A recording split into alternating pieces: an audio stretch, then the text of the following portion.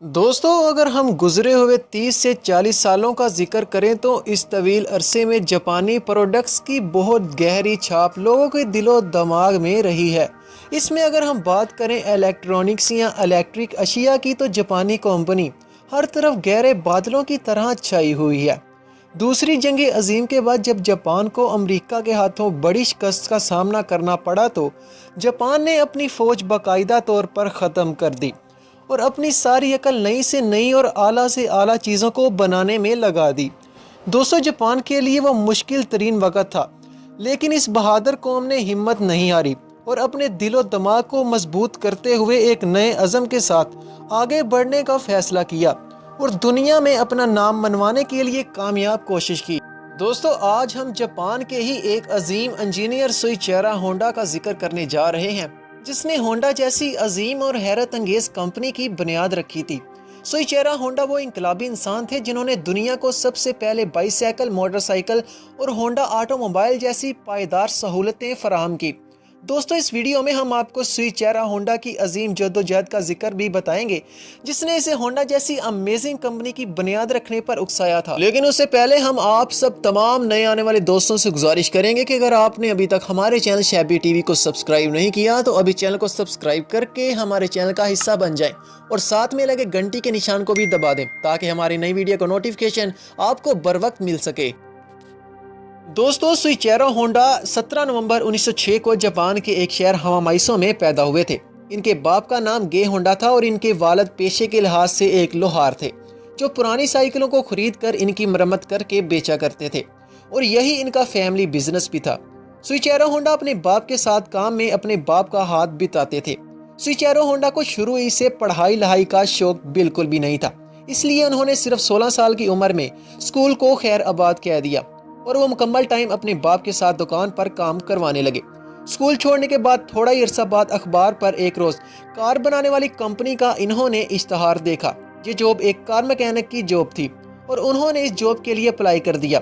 اس طرح یہ وہاں کام کرنے کے لیے ٹوکیو روانہ ہو گئے۔ جب یہ ٹوکیو پہنچے تو وہاں ان کی کم عمری کو دیکھتے ہوئے کار میکینک کی بجائے ان کو کاروں کی صفائی کا کام دیا گیا، لیکن سوئیچیرا ہونڈا اس کام سے بالکل بھی مطمئن نہیں تھے۔ ان کی بے چین فطرت انہیں ہمیشہ ہی کچھ نیا کرنے پر اکساتی رہتی تھی۔ ایک دن سوئیچیرا ہونڈا نے اپنی کمپنی کے مالک سے التجا کی کہ ان کو کار میکینک کا کام سیکھنے دیا جائے۔ اس طرح سوئیچیرا ہونڈا کو اس کمپنی کی ایک فارم جہاں ریسنگ کار تیار کی جاتی تھی، وہاں ان کو کار میکینک کے طور پر کام کرنے کی اجازت مل گئی۔ دوستو سوئیچیرا ہونڈا بلا شبہ ایک اچھے اور ذہین میکینک ثابت ہوئے اور کچھ ہی مہینوں میں کام سیکھ کر بہت بڑے ماہر میکینک بن گئے۔ سوئیچیرا ہونڈا جس کمپنی میں کام کر رہے تھے، اس کمپنی کا نام سونکائی تھا، جو 1924 سے پہلے تک ایک گمنام کمپنی تھی۔ لیکن پھر 23 نومبر 1924 کو سونکائی کمپنی نے آل جاپان کار ریسنگ چیمپئن شپ جیت لی تو سونکائی کمپنی کی کار جاپان میں پسندیدہ کار بن گئی۔ اس ریس کی خاص بات یہ تھی کہ اس ریس میں جیتنے والی کار کے میکینک کوئی اور نہیں بلکہ خود سوئیچیرا ہونڈا تھے۔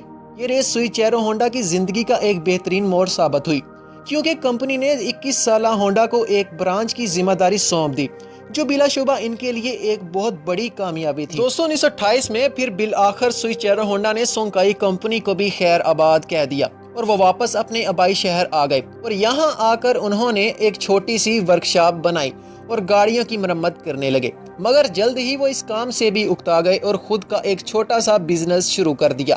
انہوں نے گاڑیوں کے لیے پسٹن رنگ بنانے کا آغاز کیا اور اپنی ذاتی چھوٹی سی کمپنی کی بنیاد رکھی۔ اس کے بعد سوئیچیرا ہونڈا نے اپنے پسٹن رنگ بیچنے کے لیے مختلف کولز بنانے والی کمپنیوں کے چکر لگائے اور پھر جلد ہی انہیں ٹویوٹا کمپنی کی طرف سے اچھا کنٹریکٹ بھی مل گیا اور اس طرح سوئیچیرا ہونڈا ٹویوٹا کمپنی کو پسٹن سپلائی کرنے لگے اور یوں ان کا کاروبار بھی چل پڑا۔ مگر دوستو بدقسمتی سے کسی سفر کے دوران سوئیچیرا ہونڈا کا ایک بڑا کار ایکسیڈنٹ ہو گیا اور سوئیچیرا ہونڈا کو پورے 4 مہینے ہسپتال میں ہی گزارنے پڑے۔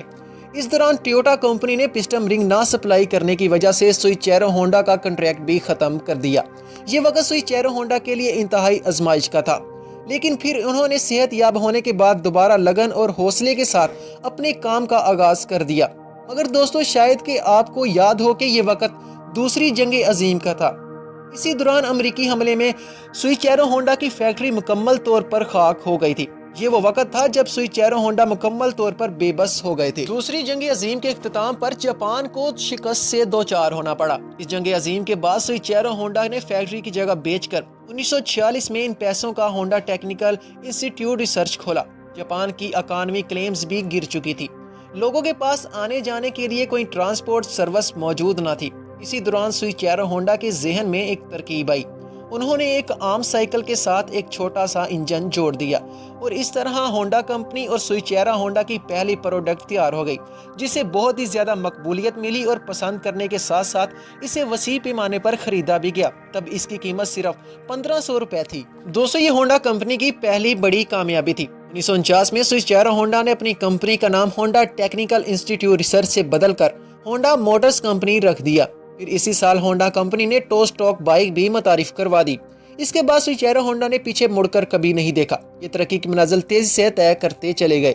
1959 تک یہ کمپنی دنیا کی سب سے بڑی کمپنیز میں شمار ہونے لگی اور 1961 میں سوئچیرو ہونڈا کی کمپنی ایک ماہ میں 1 لاکھ موٹر سائیکلیں تیار کرنے لگی اور یہی پروڈکشن 1968 میں 10 لاکھ موٹر سائیکلوں تک جا پہنچی اور پھر اس کے بعد یہ کمپنی ایک سے ایک بڑھ کر خوبصورت گاڑیاں بنانے لگی۔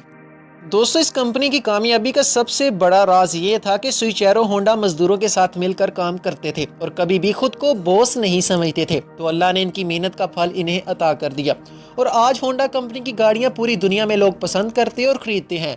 امید کرتے ہیں ویڈیو پسند آئی ہوگی، اسے اپنے دوستوں کے ساتھ ضرور شیئر کیجیے گا۔ آنے والے وقت میں ایسی ہی مزید انفارمیٹیو ویڈیو کے لیے ہمارے چینل شیبی ٹی وی کو ضرور سبسکرائب کر لیں۔ تب تک کے لیے اللہ حافظ۔